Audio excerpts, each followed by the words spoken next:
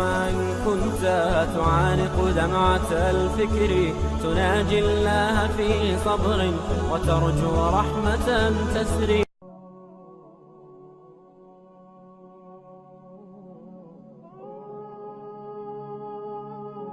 نن چې نور ډوب شي نو دې سره به آخري عشرې داخلي شي، آخرنۍ لس شپې، او دا په ټول کال کې غوره شپې به اوس راځي انشاءالله.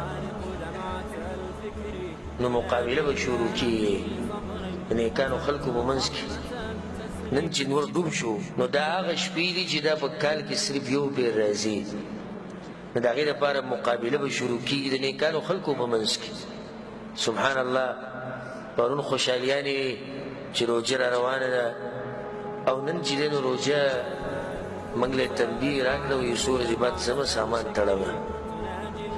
نو چې څو ورځې بعد به دا قیمتي مېلمه زموږ نه ځي، او دا د الله سبحانه وتعالی مهرباني ده. الله ته پته چې انسانان کمزوري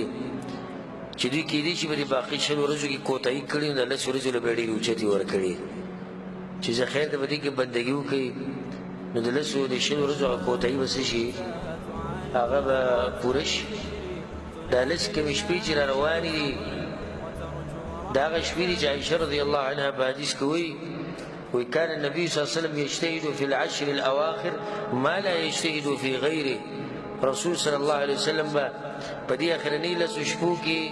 هغه کوشش کوو چې هغه به په نورو ورځو کې نه کوو. په حدیث کې راځي سبحان الله، د حدیث څه وکړي دی فإذا كان العشر، کله چې به 10 شپې راغلې شمر وشد المئزر، رسول صلی الله علیه وسلم به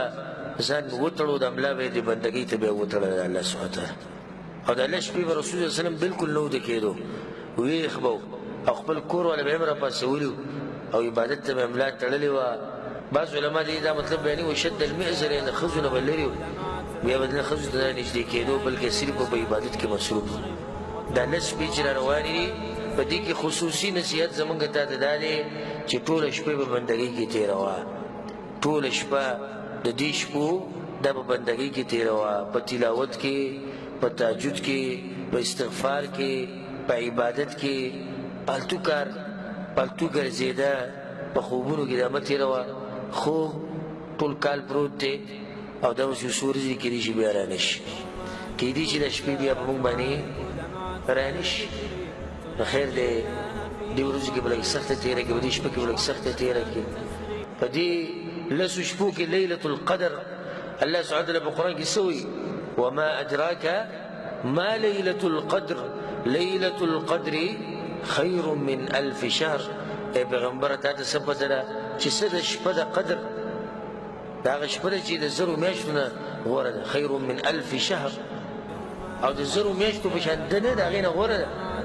په دې یو شپه کې چې تا عبادت وکړو لکه تا چې 83 کاله او 4 میاشتې عبادت وکړو، 83 کاله او 4 میاشتې عبادت، سبحان الله. او دا په دې 10 ورځو کې ډېرې ورځې نه دي، 10 دي. رسول الله صلی الله علیه وسلم څه وایي التمسوها في العشر الأواخر في الوتر،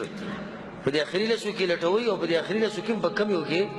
په داغ شپو کې لټوئ. د الله دې مهرباني ته وګوره، یعنې په دې کې ولټوئ، په دې کې به تاسو ته میلاو شي. نو دا ټولې شپې په بندګۍ کې تېرې کړي، 10 شپې دي که نه، په دې کې به ليلة القدر تا ته لازم نصیب کېږي، لازم به نصیب کېږي چې ټولې ته به بندګۍ کې وایي. کېدای شي په 21مه نو کېدای شي په 30مه کېدای شي 25مه کېدای شي نن دا شپه چې د سبحان الله ليلة القدر شپه کېدای شي 20مه کېدای شي 21مه. نو په دې انتظار به نه کښېنئ چې موږ فلانۍ شپې له بندګي کوو، فلانه ټولې څومره شپې چې ټول به بندګي کوو د رب العالمین، او لازم به ستا په نصیب راځي. او سلفو به دا خبره کوله، الله وایي موږ ته دا شپه په دې 10 شپو کې ښوولې ده چې په دې کې ده، که دا شپه الله ویلې وې چې په دې ټول کال کې یو شپه داسې ده نو موږ به 360 شپې چې د دې دپاره تېرې کړې، خو چې موږ ته دا شپه میلاو شوې وې، هغه وایي چې موږ به ټول کال د دې دپاره تېر کړی او موږ 10 شپې چې د هغه نشو تېرولی. نو دا 10 شپې چې برکتي شپې دي، د عبادتونو شپې دي، د جنت د ګټلو شپې دي، دا شان د اعتکاف شپې دي.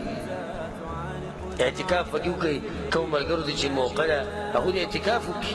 زاریان یې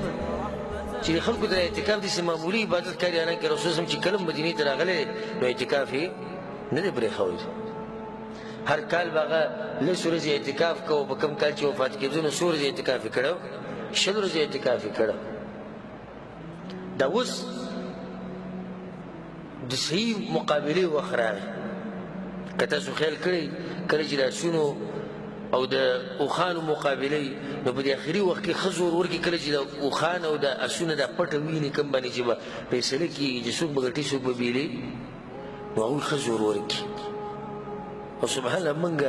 د جومات په اولو ورځو کې ډېر ډک اوس څه شو ورو ورو پس د کور کم سړی یاد ساتئ کم سړی چې په بندګۍ کې ورو ورو کمېدو پوه شئ د به دې بندګۍ کې څه چل دی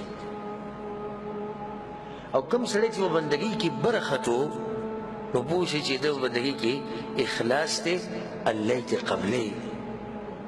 اوس د اخري وخت دی یا به 9 ورځې پاتې او یا 10 ورځې دي خو دومره موږ ته د الله دې میلمه ووایي چې زه سامان تیارومه نور روانېدو والی یم خلک چې د میلمه رخصتي کې دروازې پورې ورسره ځي که نه ځي که نه ځي ورسره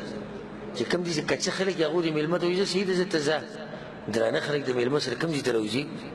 دروازې پورې راشي رخصتي کې ګاډي ته وخېږي اوس د الله سبحانه تعالی د میلمه رخصتي به دی چې موږ به په دې اخري 10 ورځو کې سم کوشش وکړو دا 10 ورځې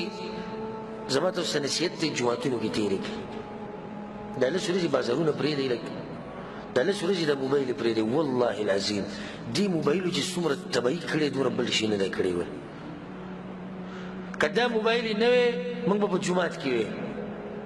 که دا موبایل یې نه وی د دې په ځای به زموږ په لاس کې قرآن وی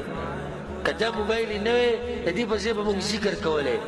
که دا موبایل یې نه وی موږ به د ګناهونو نه بچ وی خو مسله د څه د لاسه راله ټوله نو زما ته اوس نصیحت دی 10 ورځو له به دا موبایل بند شي که بند به نه شي فیسبوک بندېدی شي 10 ورځو له 10 ورځې بند کړي حالانکه پکار خو دا وه چې روژه شروع شي تا دا موبایل بند کړی وی او یو تورو تیرو ته یې دننه اچولی پکار داسې وه چې ای جواله ای موبایله دا اوس شپه د قرآن ده دا اوس ورځ د قرآن ده او دا اوس میاشت د قرآن ده نو ستا ورځې لاړې نو اوس دومره وکوي چې خیر دی د 10 شپې د 10 ورځې لږ ګزاره وکوي زه خیر دی فیسبوک دومره غټ شی نه دی خو چې تا خوا دې خو خبرې وپکي او د دې ورځو نه فایده واخلئ جوماتونو کې کښېنئ ذکر او اذکار شروع کړئ د قرآن تلاوت شروع کړئ زمونږ سلف چې وو کوم د دین مشران د هغوی نه دا نقل دی چې په د اخرني شپو کې به هغو له منډه په یو شپه کې هم قرآن ختم کړی ځکه چې دا موسم داسې و او د پته د بیا ګورې که راشي نو د قرآن دا ختم په دې ورځو کې انسان په یو ورځ کې هم کولی شي په 2 کې هم کولی شي ځکه چې د موسم پورې خبره په دې شپو کې د قرآن تلاوت ډېر ضروري کم سے کم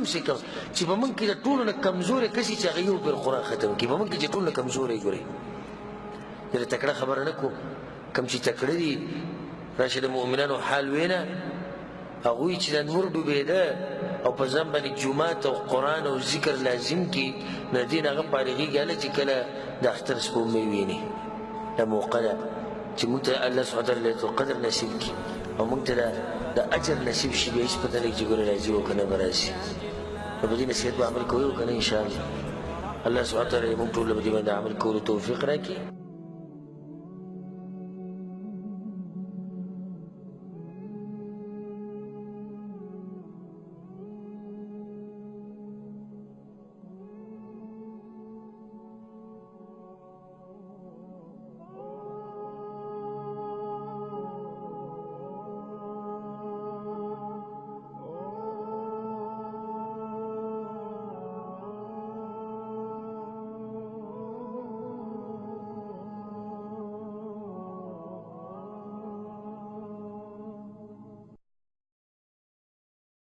Mm-hmm.